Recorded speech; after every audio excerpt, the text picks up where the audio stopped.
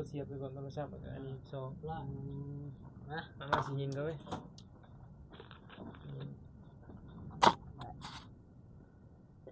แก้วทรงแก้วมันมาเดินมาอื่นเด้อไปเจ็บร้านมึงไม่เซ็นสัญญาให้เจ็บคนหลานเนี่ยก็ได้มีธุรกิจอาชีพใหม่แล้วนะผ่าออกเลยฮะยิงเงินเลยแล้วแจงผ่านเนาะยิงมาเลยบรรยากาศเขาลงกับป่าดิยิงเนี่ยเว้ยกินกล้วยเป็นป่ะซองใหญ่ซองใหญ่แล้วเป็นได้พอดีค่ะเป็นได้ก็ได้นะครับเป็นมัดเป็นบ่มีไผ่จำตัวแล้วยันว่าบอกทีเดียวก็เป็นแล้วบ่เห็นมูลินนะบ่เรื่องไผ่นี่เป็นทีเดียวก็เป็นแล้ว3ใบเนาะ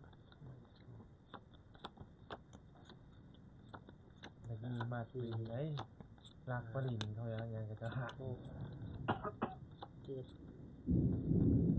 ลิ้นไผ่แป๊บเดียวเลยกันดีแจกแล้วแจกก็ได้เคยเลยไล่ที่เราได้สักแจก13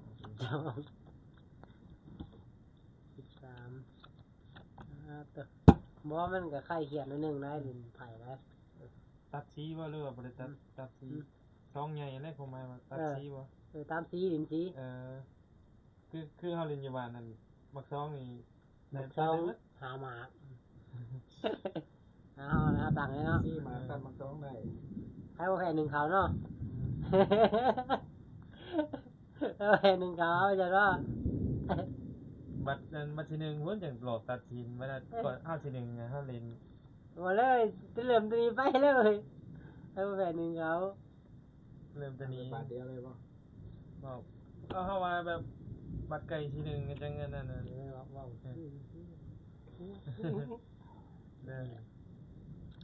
ลิ้นไผ่1เขาเด้อเห็นว่าอยู่หน้าเด้อ